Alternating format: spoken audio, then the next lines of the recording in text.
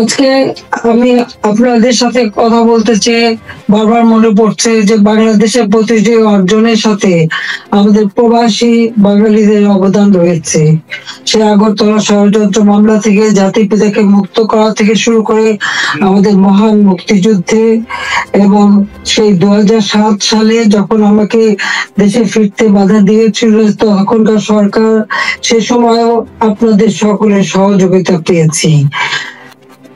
আজকেও যখন বাংলাদেশ অত্যন্ত কঠিন সময়ের মধ্য দিয়ে যাচ্ছে, একটা ফ্যাসিস্ট সরকারের অধীনে বাংলাদেশের মানুষের মৌলিক অধিকার, বেঁচে থাকার অধিকার সবই হরণ করা হয়েছে। সারা বাংলাদেশ জ্বলছে, প্রতিটি প্রতিষ্ঠান আগুন দিয়ে পোড়ানো। সেই অবস্থায়ও প্রবাসীরা আজকে নির্যাতিত নিপীড়িত মানুষের পাশে আছেন। আমি আপনাদের প্রতি কৃতজ্ঞতা জানাই, আন্তরিক ধন্যবাদ জানাই এই চরম দুঃসময়ে মানুষের পাশে দাঁড়ানোর জন্য। যে বাংলাদেশকে আমরা গড়ে তুলেছিলাম জাতির পিতার স্বপ্নের বাংলাদেশ হিসেবে, ক্ষুধা দারিদ্র্যমুক্ত বাংলাদেশ হিসেবে, অর্থনৈতিক ভাবে বাংলাদেশ উন্নত হয়েছিল, কিন্তু আজকে আমরা দেখি যে একে একে সব ধ্বংস করা হয়েছে। আজকে এমন একটা সরকার ক্ষমতায় যাদের হাতে এদেশে 30 লক্ষ মানুষ শহীদ হয়েছে, আমাদের বুদ্ধিজীবীদের হত্যা করা হয়েছে। এই 14 ডিসেম্বর বুদ্ধিজীবী হত্যা দিবস, সেই সময় ওই নিজাম মুজাহিদ থেকে শুরু করে এরা তো বিদ্যালয় সহ বিশ্ববিদ্যালয় থেকে শিক্ষক, ইঞ্জিনিয়ার, ডাক্তার সকল বুদ্ধিজীবীদেরকে তুলে নিয়ে যে নির্মম ভাবে হত্যা করা হয়। বাংলাদেশকে মেধা শূন্য করার একটা চেষ্টা করা হয়েছিল সেই সময়। একদিকে পাকিস্তানি হানাদার বাহিনী, তাদের গণহত্যা, আর সেই সাথে সাথে এই রাজাকার আলশামস বাহিনী বানিয়ে আমাদের একদিকে গণহত্যা, পাকিস্তানি হানাদার বাহিনীকে সহযোগিতা করা, অপরদিকে বুদ্ধিজীবীদের হত্যা করেছিল, যারা সেই ডিসেম্বর মাসের 14 তারিখ মানে 10 তারিখ থেকে 14 তারিখ পর্যন্ত কয়েক শত বুদ্ধিজীবীকে নির্মম ভাবে হত্যা করে। আমি তাদেরও হত্যা শান্তি কামনা করি, মাগফিরাত কামনা করি। আমরা আওয়ামী লীগ ৭৫ সালের পর 21 বছর পরে আমরা সরকার গঠন করি, জনগণের সেবা করি। 2009-2008 নির্বাচনে আমরা জয়ী হই। সেই নির্বাচনে আওয়ামী লীগ এককভাবে 233টা সিট পায়, আর বিএনপি পেয়েছিল মাত্র 30টা সিট। জনগণের ম্যান্ডেট নিয়ে আমরা সরকার গঠন করে জনগণের কল্যাণে কাজ শুরু করি, যার ফলে এদেশের জনগণ 2014 সালের নির্বাচন, 2018 সালের নির্বাচন এবং 2024 সালের নির্বাচনে স্বতঃস্ফূর্ত ভাবে একটা অবাধ, নিরপেক্ষ, সুষ্ঠু নির্বাচনের মাধ্যমে বাংলাদেশ আওয়ামী লীগকে বারবার ভোট দিয়ে তাদের সেবা করার সুযোগ দিয়েছে। আমি বাংলাদেশের জনগণের প্রতি শ্রদ্ধা জানাচ্ছি। দুর্ভাগ্যের বিষয় হলো 2024 সরকার গঠন করার পর আমরা যখন দেশকে এগিয়ে নিয়ে যাচ্ছি, এই বাংলাদেশকে একটা যুদ্ধ বিধ্বস্ত বাংলাদেশ গড়ে তুলে জাতির পিতা বঙ্গবন্ধু শেখ মুজিব উন্নয়ন একটা স্বল্পোন্নত দেশ হিসেবে প্রতিষ্ঠা করে দিয়েছিলেন, যেটা আন্তর্জাতিকভাবে স্বীকৃত, জাতিসংঘ কর্তৃক স্বীকৃত ছিল।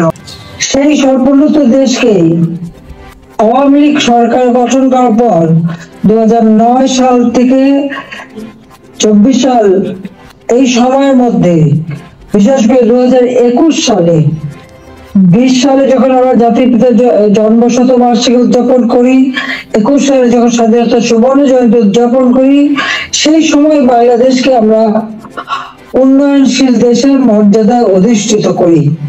অর্থাৎ যেখানে বাংলাদেশ যেখানে জাতির পিতা বাংলাদেশকে রেখে গিয়েছিলেন, সেই জায়গা থেকে আমরা জাতির পিতার আদর্শ ধারণ করে তার পদাঙ্ক অনুসরণ করে বাংলাদেশকে আমরা উন্নয়নশীল দেশের মর্যাদা এনে দিই। জনগণের মৌলিক চাহিদা পূরণ করি। দারিদ্রের হার 41 ভাগ থেকে 18.7 ভাগে নামিয়ে আনি। হত দরিদ্র যা 25.1 ভাগ ছিল, সেটা আমরা 5.6 ভাগে নামিয়ে আনি। আমাদের লক্ষ্য ছিল বাংলাদেশ সম্পূর্ণভাবে অতি দারিদ্র মুক্ত হবে, আর সেই লক্ষ্য নিয়ে ব্যাপক কর্মসূচি বাস্তবায়ন করি। প্রতিটি গ্রামকে শহরে রূপান্তর করি, ঘরে ঘরে বিদ্যুৎ পৌঁছে দিই, খাদ্য নিরাপত্তা নিশ্চিত করি, দরিদ্র মানুষের জন্য বিনা পয়সা খাদ্য বিতরণ, মধ্যবিত্ত নিম্নবিত্ত তাদের জন্য, এখন নিম্নবিত্তদের জন্য 15 টাকায় চাল, আর মধ্যবিত্ত বা স্বল্প আয়ের তাদের জন্য 30 টাকা চাল যাতে কিনতে পারে, এবং ডাল তেল লবণ সহ কিনতে পারে। 1 কোটি পারিবারিক কার্ড আমরা তৈরি করে দিই টিসিবির মাধ্যমে, যাতে যারা ফিক্সড ইনকাম করুন, সীমিত আয়ের মধ্যে দিয়ে চলতে হয়, তাদের জন্য এই দ্রব্যমূল্যের উচ্চ মূল্যে তারা যেন কোনো মতে কষ্ট না পায়, সেদিকে লক্ষ্য রেখে আমরা সেই পদক্ষেপ নিয়েছিলাম। আমাদের লক্ষ্যই ছিল ক্ষুধা দারিদ্রমুক্ত বাংলাদেশ গড়ে তোলা। গৃহহীন ভূমিহীন মানুষকে আমরা বিনা পয়সায় ঘর করে দিই। বাংলাদেশের 58টা জেলা সম্পূর্ণভাবে ভূমিহীন গৃহহীন মুক্ত হয়, সেখানে কোনো মানুষ ভূমিহীন গৃহহীন ছিল না, আর বাকিগুলো করে দেওয়ার কাজ চলমান ছিল। আমরা এই বছরে বাংলাদেশকে ভূমিহীন গৃহহীন মুক্ত একটা মানব কল্যাণে রাষ্ট্র হিসেবে গড়ে তুলতে পারতাম, কিন্তু আমাদের দুর্ভাগ্য চরম ভাবে একটা চক্রান্ত শুরু হয়। এই চক্রান্তটা যে করা হয়েছিল সেটা আপনারা নিজেরাই জানেন, যে এখানে ডক্টর ইউনূস সে বহুদিন থেকে চেষ্টা করেছিল, 2007 দল করার চেষ্টা করেছিল, ব্যর্থ হয়েছিল। এরপর সে ষড়যন্ত্রে লিপ্ত হয়, এবং সে নিজেই বলেছে, যখন জাতিসংঘে গিয়েছিল বিল ক্লিন্টন ফাউন্ডেশনের এক অনুষ্ঠানে বিল ক্লিন্টনের সঙ্গে পরিচয় করার সময় সে বলেছিল যে 2024 জুলাই 7 তারিখ থেকে যে কোটা আন্দোলন শুরু হয়, এটা কোনো ছাত্র জনতার আন্দোলন ছিল না, এটা ছিল তার মেটিকুলাসলি ডিজাইন করা একটা পরিকল্পিতভাবে আন্দোলন, যার মাধ্যমে আমাকে ক্ষমতাচ্যুত করে, এবং তার মাস্টার মাইন্ড দিয়ে সে পরিকল্পনা করে এটা করেছিল। কথাটা বাস্তব, কারণ কোনো কোটা ছিল না, সব দাবি মানা হয়ে গেছিল, কিন্তু দাবি মানার পরেও কেন আন্দোলন চলে, আর এই আন্দোলনের কোনো নেতা কিন্তু খুঁজে পাওয়া যায়নি। যেখানে যেটা গভীর চক্রান্ত সেটা বোঝাই যাচ্ছিল। ওই চক্রান্তটা সে মেটিকুলাসলি করেছিল। তার চক্রান্ত 1, 2, 3 অর্থাৎ ABC এইভাবেই তার পরিকল্পনা করা। প্রথমে আন্দোলন সে সফল করলো, এরপর সব জ্বালা পোড়াও। জাতির পিতা বঙ্গবন্ধু স্মৃতি জাদুঘর, ওই ছবিটুকু তো আমরা 2 গুণ পেয়েছিলাম। আমি তো ভোগের জন্য নেইনি, জনগণকে এই সম্পদ দান করেছিলাম। সেই বঙ্গবন্ধু ভবন স্মৃতি জাদুঘর আগুন পড়ায়, একসাথে ওই লাইনে 9টা বাড়ি পড়ায়, 4টা মানুষ পড়ে মারা যায়। খালি এখানেই না, সারা বাংলাদেশ আগুন দিয়ে জ্বালায় তারা। সেই মেট্রো ওই ইউনূসের একজন সমন্বয়ক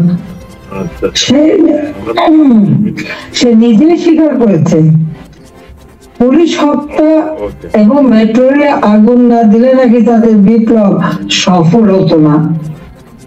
পুলিশ হত্যা এবং মেট্রো রেল আগুন দেওয়া, অর্থাৎ শুধু মেট্রো নয়, যে কটা প্রতিষ্ঠানে আগুন দিয়েছে, বিটিভি থেকে শুরু করে আমাদের সেতু ভবন, সড়ক ভবন, দুর্যোগ মন্ত্রণালয় ভবন, সবই তাদের ওই পরিকল্পনার অংশ।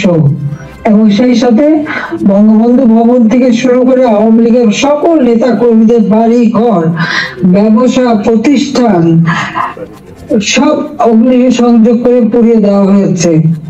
এমনকি নরসিংদীতে আপনারা দেখেছেন জেল ভেঙে দিয়ে সেখান থেকে সমস্ত কয়েদি, জঙ্গি, সন্ত্রাসী তাদেরকে ছেড়ে দেওয়া হয়েছে।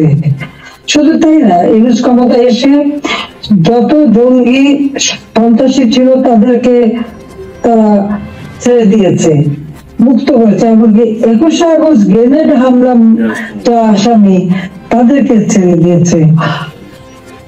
হলিউডিজমে যেখানে জঙ্গি হামলা হয়, আমরা সেই হামলা মোকাবেলা করে সেখানে কিছু মানুষ উদ্ধার করি, কিন্তু অনেক মানুষকে তারা হত্যা করে। সেই অপরাধী জঙ্গি সন্ত্রাসী যাদের বিচার হয়েছিল, সাজাপ্রাপ্ত, তাদেরকেও মুক্ত করে দেয়। মানে এটা কোন ধরনের কাজ আমরা জানি না। আর দেখা যাচ্ছে যে শুধু আগুন দিয়ে পোড়াচ্ছে না, বাড়ি ঘর সম্পত্তি লুটপাট করা এবং তারপর অগ্নিসংযোগ করা, সংসদ ভবনে আক্রমণ, সেখানে ভাঙচুর করা, চিফ জাস্টিস তাকে অপমান করে, লাঠি সোটা নিয়ে তাকে অপমান করে তাকে বলতে তাকে বাধ্য করা, নির্বাচন কমিশন, পাবলিক সার্ভিস কমিশন, মানবাধিকার কমিশন করে এক এক প্রতিষ্ঠান, প্রত্যেকটা প্রতিষ্ঠান ধ্বংস করেছে। সকলকে সেখান থেকে বাধ্য করেছে পদত্যাগ করতে।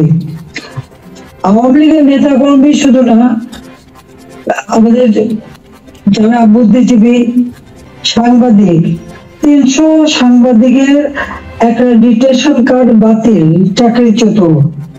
106 জন সাংবাদিকের বিরুদ্ধে হত্যা মামলা। এখন প্রায় শত সাংবাদিক গ্রেপ্তার, বন্দী। আওয়ামী লীগের কয়েক হাজার নেতা কর্মী, প্রায় 4-5 হাজার নেতা কর্মী তাদেরকে হত্যা করেছে, আহত করেছে। পুলিশ 3000-এর মতো পুলিশ তাদেরকে পুলিশকে হত্যা করেছে। আনসার 40 জন আনসারের কোনো খবরই নাই, তাদের গুম হয়ে গেছে, তারা বাড়ি ঘরে আসতে পারে না, জানেও না তারা কোথায় আছে। তাদেরকে মেরে তাদেরকে লাশ পর্যন্ত গুম করে দেওয়া হয়েছে। ব্যবসায়ী, সাংবাদিক, সংস্কৃতি কর্মী, পেশাজীবী প্রত্যেকের বিরুদ্ধে মিথ্যা মামলা আর হত্যা মামলা। আমি জানি না পৃথিবীর কোন দেশে এত হত্যা মামলা হয় কিনা। আমার নিজের একার বিরুদ্ধেই তো প্রায় 250 মামলা, তাও আবার হত্যা মামলায় অধিকাংশ। একদিকে হত্যা মামলা দিয়েছে এবং আমাদের যত নেতা কর্মী তাদেরকে গ্রেপ্তার করেছে। গ্রেপ্তার করবার পর যখন কোর্টে নেয়, তাদের উপর হামলা করা হয়। এটা তো পৃথিবীতে আমরা কোনোদিন দেখিনি। আপনারা জানেন যে এমনকি একজন সাধু চিন্ময় কৃষ্ণ দাস, তাকে গ্রেপ্তার করা হলো, কিন্তু তার পক্ষে আইনজীবী দাঁড়াতে পারবে না। এটা কোন ধরনের বিচার যে একজন আসামির পক্ষে আইনজীবী দাঁড়াতে পারবে না? যদি কোনো আসামি আইনজীবী না দিতে পারে তো এটা সরকারের দায়িত্ব আইনজীবী নিয়োগ দিয়ে দেওয়া, ন্যায় বিচারের স্বার্থে। বাংলাদেশে ন্যায় বিচার নাই, এবং তার পক্ষে দাঁড়ালো কেন? সেই জন্য আইনজীবী পিটিয়ে হত্যা করা। এবং তাদের এবারে আমরা একটা অদ্ভুত ব্যাপার দেখি যে মানুষকে পিটিয়ে হত্যা করা। মানুষ কেন? অবলা পশুও রেহাই পায় না। আওয়ামী লীগ নেতার বাড়িতে তাকে পায়নি বলে তার বাড়ির পালা গরু, সেই গরুকেও তারা কিভাবে পিটিয়ে হত্যা করেছে এই জামাত, শিবির এবং আমাদের ইউনূস সাহেবের মানে সন্ত্রাসী ক্যাডাররা, সেটা নিশ্চয়ই আপনারা ভিডিওতে দেখেছেন।